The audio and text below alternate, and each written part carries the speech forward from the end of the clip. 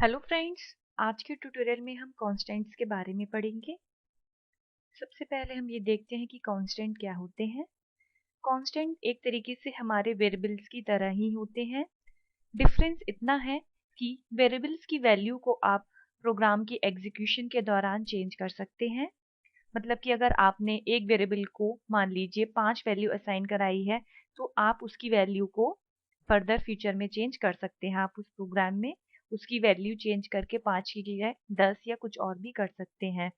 पर कॉन्स्टेंट्स में अगर आपने एक बार कॉन्स्टेंट को वैल्यू असाइन कर दी तो आप उसे चेंज नहीं कर पाएंगे।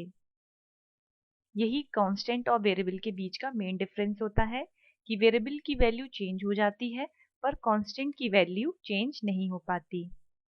C++ में कांस्टेंट दो तरीके के होते हैं। First one is literal constants and second is symbolic constants. सबसे पहले लिटरल के बारे में पढ़ेंगे। A literal constant is simply a value used directly in a block of code। मतलब कि आप डायरेक्टली वैल्यू को अपने कोड में लिख देंगे तो वो हमारा लिटरल कांस्टेंट कहलाता है।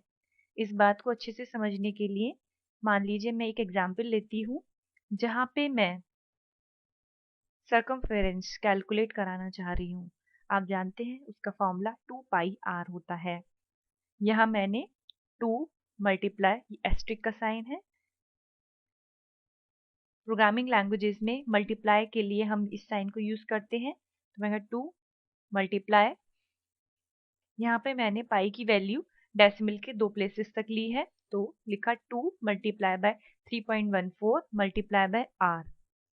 इसी तरीके से मान लीजिए मैं एरिया भी कैलकुलेट करा रही हूँ, वो है पाई आर स्क्वायर।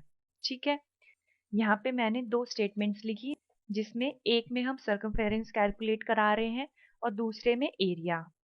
ये दोनों एग्जाम्पल हमारे लिटरल कांस्टेंट के हैं जहाँ पे हमने कोडिंग के दौरान जहाँ पे कांस्टेंट यूज होने थे डायरेक्ट उनकी वैल्यू लिख दी। पर इस टाइप के कांस्टेंट्स के साथ प्रॉब्लम आती है, वो क्या है। अब मान लीजिए मैं पाई की वैल्यू दो प्लेसेस तक ना लेके डेसिमल के 4 प्लेसेस तक लेना चाहती हूँ।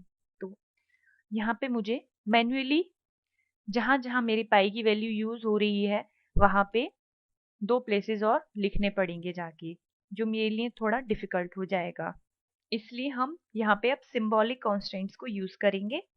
सिंबॉलिक कांस्टेंट में हम क्या करेंगे, यहाँ आप देखेंगे मैंने पाई की जगह आपको यहाँ दिखेगा एक वेरिएबल है pi_val। ये एक वेरिएबल ले लिया।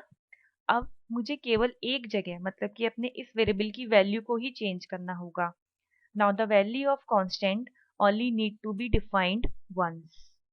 ठीक, अब आप सोच रहे होंगे मैंने आपको बताया था कि कांस्टेंट की वैल्यू को हम प्रोग्राम के एग्जीक्यूशन के दौरान चेंज नहीं कर सकते। पर अगर अब मैं इसमें ऐसा कर रही हूँ तो ये एक मेरा वेरिएबल हो गया जिसे हम चेंज कर पाएंगे एग्जीक्यूशन के। पर रियलिटी में ऐसा नहीं है क्योंकि यहाँ पे हम इसे एज अ कांस्टेंट ही ट्रीट कराने के लिए प्री प्रोसेसर को यूज करेंगे। यहाँ आप देखेंगे मैंने लिखा है हैश डिफाइन pi_val और फिर जो वैल्यू मुझे देनी थी पाई की 4 प्लेसेस तक वो मैंने दे दी।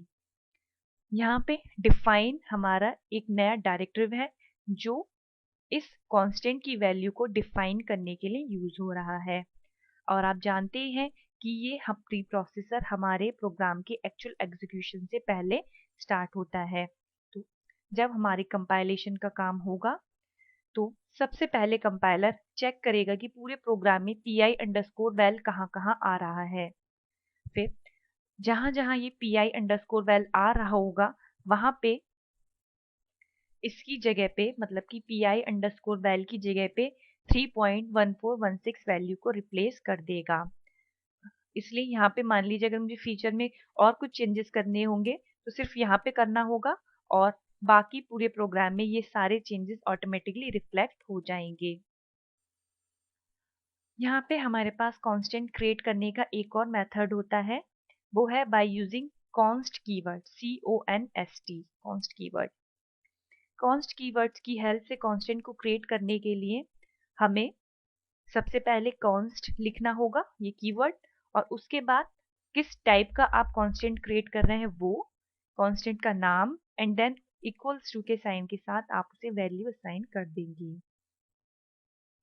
यहाँ आप देखेंगे इस कांस्टेंट को क्रिएट करने का तरीका काफी हद तक वेरिएबल की तरह ही है।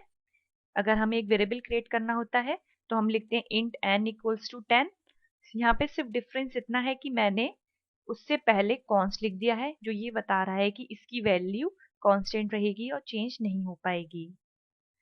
कॉन्स्ट कीवर्ड की हेल्प से कांस्टेंट क्रिएट करने का फायदा ये है कि आप केवल इस कांस्टेंट में इसी टाइप की, मतलब जो आप टाइप स्पेसिफाई कर रहे हैं उसी टाइप की वैल्यू को स्टोर करा पाएंगे।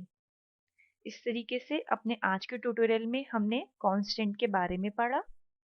कांस्टेंट में हमने दो टाइप के कांस्टेंट पढ़े, लिटरल एंड सिंबॉलिक, जिसमें हमने देखा कि सिंबॉलिक कांस्टेंट्स को यूज करना ज़्यादा आसान होता है, और लास्ट में हमने कॉन्स्ट कीवर्ड को यूज करना सीखा।